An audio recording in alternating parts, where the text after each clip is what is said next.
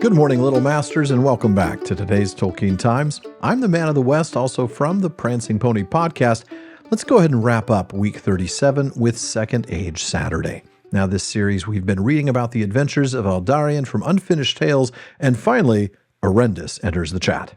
Now, last week, we read about how the Guild of Venturers grew restless, and eventually, 6 years after he'd been proclaimed the king's heir, Aldarion decided it was time to go.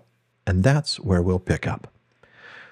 Of the king he got but grudging leave, for he refused his father's urging that he abide in Numenor and seek a wife, and he set sail in the spring of that year. But coming to bid farewell to his mother, he saw Erendis amid the queen's company, and looking on her beauty, he divined the strength that lay concealed in her. Then Aldarion said to him, "Must you depart again, Aldarion, my son?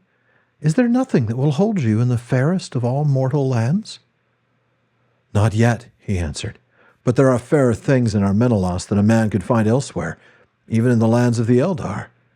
But mariners are men of two minds, at war with themselves, and the desire of the sea still holds me." Erendis believed that these words were spoken also for her ears, and from that time forth her heart was turned wholly to Aldarion, though not in hope.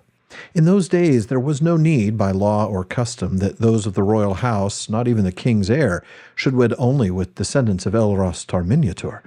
But Erendis deemed that Aldarion was too high. Yet she looked on no man with favor thereafter, and every suitor she dismissed. 7 years passed before Aldarion came back, bringing with him ore of silver and gold. And he spoke with his father of his voyage and his deeds. But Meneldor said, "Rather would I have had you beside me than any news or gifts from the dark lands. This is the part of merchants and explorers, not of the king's heir. What need have we of more silver and gold, unless to use in pride, where other things would serve as well? The need of the king's house is for a man who knows and loves this land and people which he will rule." "Do I not study men all my days?" said Aldarion. "I can lead and govern them as I will." "Say rather some men of like mind with yourself," answered the king. "There are also women in Numenor, scarce fewer than men, and save your mother, whom indeed you can lead as you will, what do you know of them? Yet one day you must take a wife." "One day," said Aldarion, "but not before I must, and later if any try to thrust me towards marriage. Other things I have to do more urgent to me, for my mind is bent on them.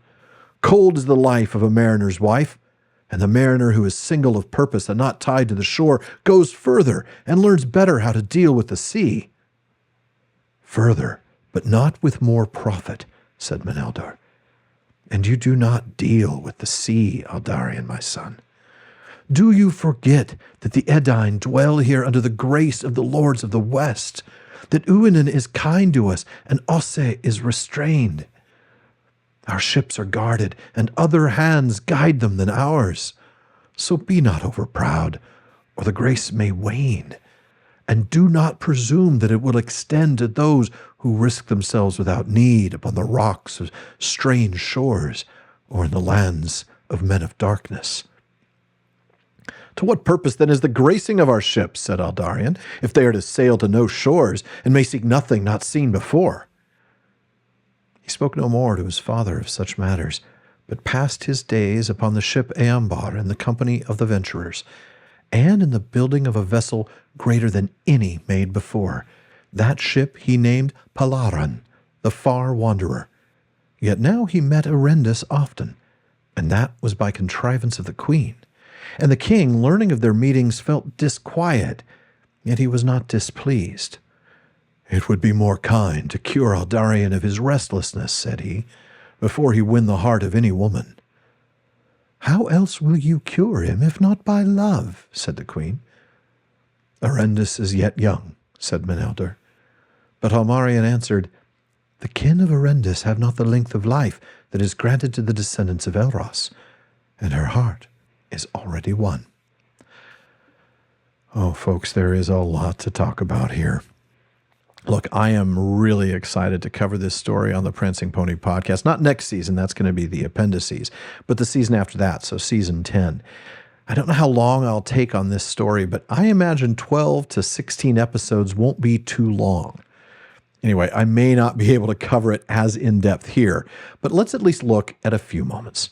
First, Aldarion finally notices Erendis for the first time. Now, interestingly, the text says he is looking on her beauty, but it's the concealed strength that seems to draw him, and she is certainly strong. We'll see that. But it doesn't draw him very much, at least not yet. Now, his mom, the queen, tries to get him to stay and is clearly hinting at Erendis, but to no avail. He is a man of two minds, still in the grip of his desire for the sea. Still, and sadly, I might say, Erendis manages to fall madly for him, swiping left on anyone not named Aldarion, the king's heir. Now, I'm not saying that was a bad decision, but I don't think it will surprise anybody to hear that she might regret it down the road. Now, 7 years go by, and here I should give you a bit of a timeline without including any spoilers. It's now Second Age, year 806. Aldarion is already 106 years old, but he'll live to 398, so he's still a young man. Erendis is 35. 71-year age gap's pretty significant, but she gets to live to be a pretty long time, too. The end of today's reading points out that her kin have not the length of life that is granted to the descendants of Elros, and that's true. But to be clear, she is still Númenórean and long-lived. She'll actually live to be 214. But these voyages take years from any life that he might build with her, and we will see this as a problem later on.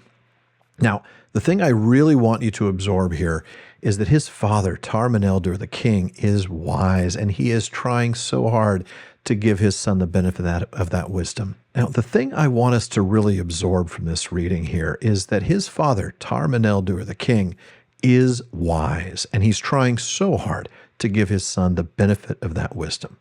Look, son, you don't need to be an explorer or treasure hunter. We got plenty of those. You're going to be the king. You need to know this land. You need to know Númenor and its people.